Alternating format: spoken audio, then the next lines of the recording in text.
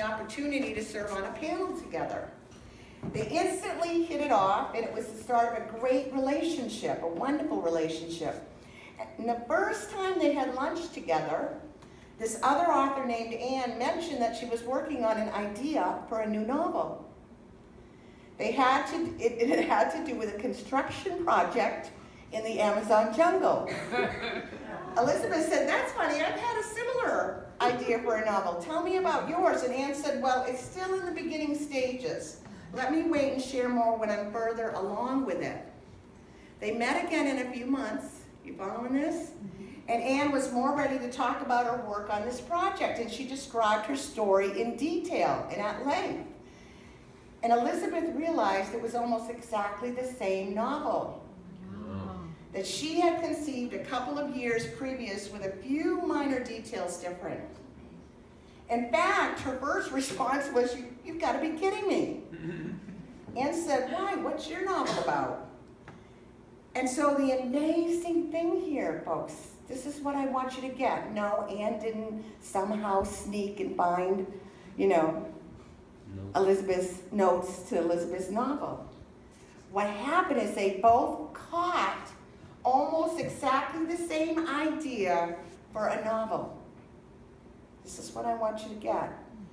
After they recovered their composure, they said they were like pregnant women eager to recall the exact moment of conception. They each counted back on their fingers, trying to determine when Elizabeth had lost the idea and Anne had found it. They actually felt it happen when they first met, that first lunch together, and had exchanged an embrace because they felt such a connection with each other. As a result of this experience and many more, Elizabeth Gilbert has come to several conclusions about the nature of ideas that I want to share with you. These are Elizabeth's conclusions from this experience and many more. She says, first, our planet is inhabited not only by people, animals, plants, and things we have created, but also by ideas. Ideas are a disembodied, energetic life form. They are completely separate from us, but capable of interacting with us. Wow. You could have a new sci-fi, series. That's a divine idea. Yeah. Okay, but anyway. Second, ideas don't have a material body, but they do have a consciousness. And they most certainly have a will. Ideas are driven by a single impulse to be made manifest. They're trying to find a way to come into expression. And the only way they can be made manifest in the world is through collaboration with a human being. Are you willing to collaborate? It is only through a human's efforts that an idea can be escorted out of the ether into the realm of the actual. It's waiting. Whether it's the idea about this novel in Brazil. Third, therefore, ideas spend eternity swirling around us. Don't you love this? Yeah. Searching for available and willing human partners. When an idea thinks it has found someone, say you, who might be able to bring it into the world, the idea will pay you a visit. It will try and get your attention. Most of the time you won't notice it. It's likely you're so consumed with your own life dramas, distractions, busyness that you aren't really receptive to the inspiration. But sometimes, in those rare and very special moments, the idea comes at a time when we're open and relaxed enough to actually receive it. Our defenses slacken, our anxieties might ease, and that's when, as she says, the magic can slip through.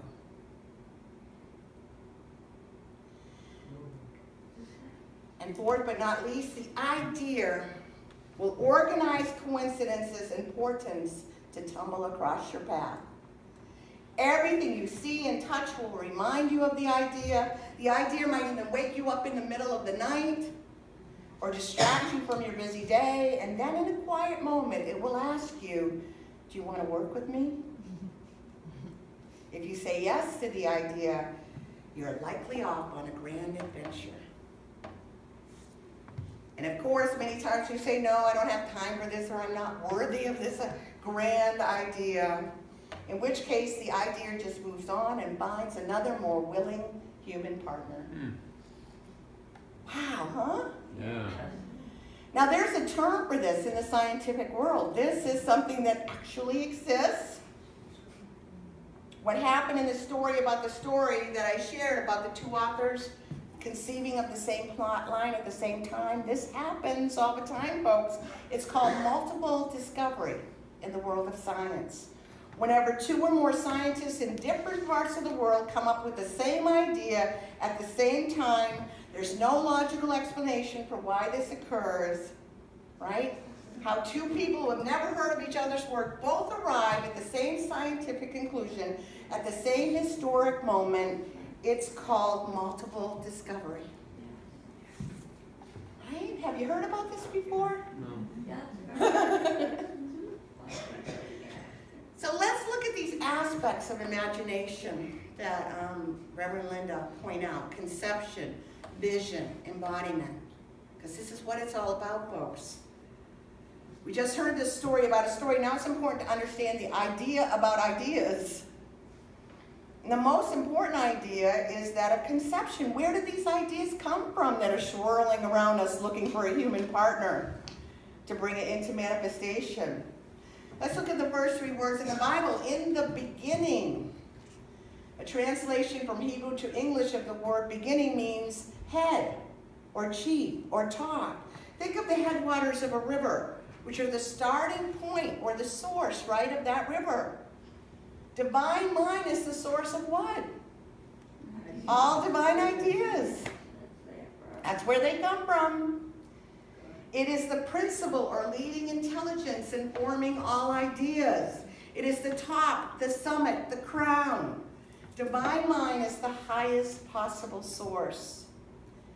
Any constructive idea, everything I could ever conceive of, every new and fresh idea originates in divine mind. And with my conceiving power, my job is to catch that idea, to harness it, to be open and receptive to it when it's swirling around me, waking me up at night, knocking on the door. Are you interested in working with me? No, I'm too busy. I gotta go grocery shopping. I just don't have time for this.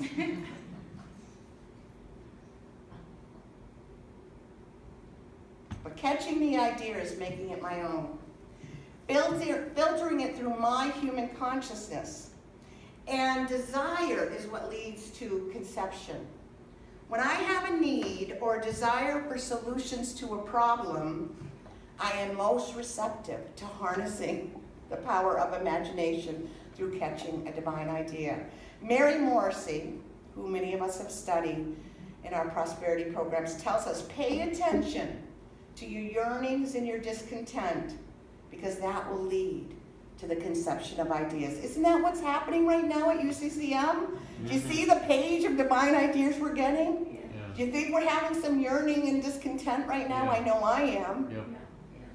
That is the time when you're ripe to harness the ideas. They're always there. They're always swirling, but we're so busy with our day-to-day monotonous routines that we don't pay any attention to it. When does it get our attention? When we're facing a challenge or a problem, right? Yeah. Then it's like, maybe I'll tune in. Maybe I'll make a connection.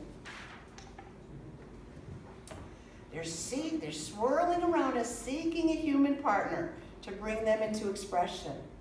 That's the energy that's happening right now in UCCM and in your individual lives all of the time. It's the nature of ideas to want to be made manifest. Isn't that interesting? Yeah. And so the second aspect of this power of imagination is vision. That's what we're doing this afternoon, vision. Vision, our capacity to dream of what has not yet been manifested. To flesh out an idea. That's what the Prosperity Action Group is going to be doing too. To flesh out an idea. and to feel the benefit of it in advance of its fulfillment. Sometimes we catch a vision and it comes to us. Many times it helps to consciously, intentionally, to work with an idea to bring it forth. According to Abraham Hicks, how many people know Abraham Hicks? It's channeled information. Ooh, so if you don't agree, it's all right. But I think this is very interesting what he said, or what was channeled. If we were to concentrate attention on one idea for a mere 17 seconds, so can you pay attention to me for the next 17 seconds? Okay, but anyway, it seems like it's a short amount of time. It's not. But if you can concentrate your attention on an idea for a mere 17 seconds, you would experience as much benefit as if you labored full time on it for a year. So you have 17 seconds to invest in some of these divine ideas that are coming forth. Reverend Linda gives us a wonderful example in her book of taking time every day to vision harmony in a family where there was great disharmony. She shares her own personal experience of being an Italian American who had the nerve at her time to marry an African American, which was not accepted in her family at all. Created incredible conflict between her and her father. Her father disowned her for 9 years. But she kept holding open the possibility of healing and acceptance.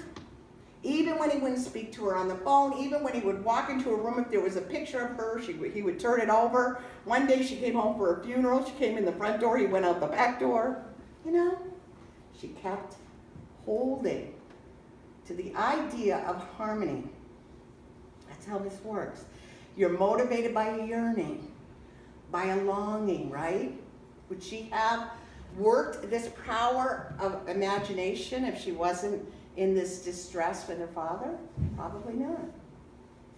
So finally, the third aspect of imagination, I love this one. And I really don't think I got this until I took Prosperity 2, taught by Mary Morrissey. I mean, I really finally got this idea in its embodiment.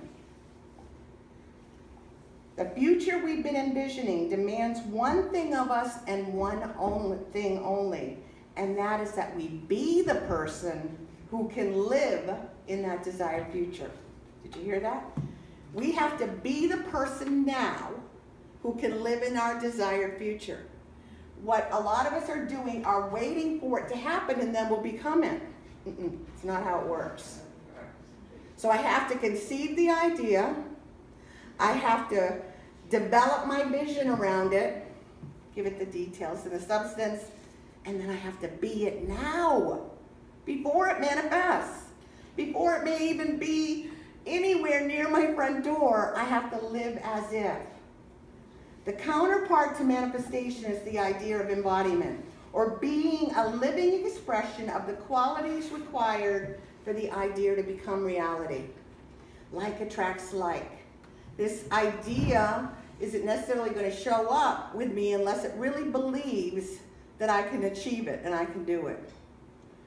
All right? So by the power of imagination, we live as if.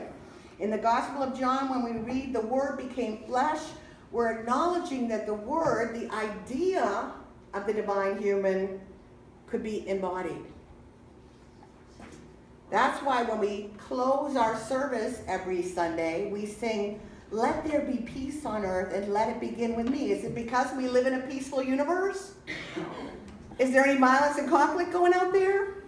Are you watching the presidential debates? Are we at peace? Oh, please. But we're not being in denial, folks, that what we're affirming is that we are the embodiment of the idea of peace. Living as if. When we sing the peace song, we're saying, I'm willing to be the peace I want to see in the world.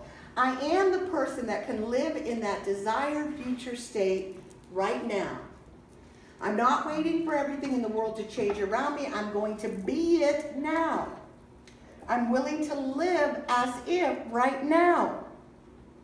The change, folks, starts with you and me. Are we willing to embody the qualities we want to see